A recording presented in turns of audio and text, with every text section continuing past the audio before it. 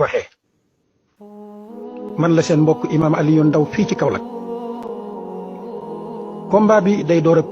a démarrer te day continuer incha allah li gën a tuuti ci li ñu yoral combat bi mooy sunu bakkan li gën a tuuti ñun ci li ñu yoral combat bi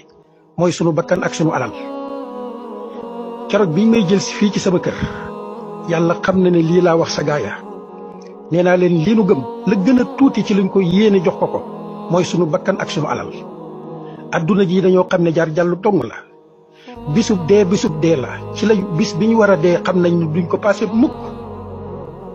inna ajalallahi ida jaa la yuaxar law kuntum taalamuun kon nun kenn duñu xuppee ndee kenn duñu xuppee armée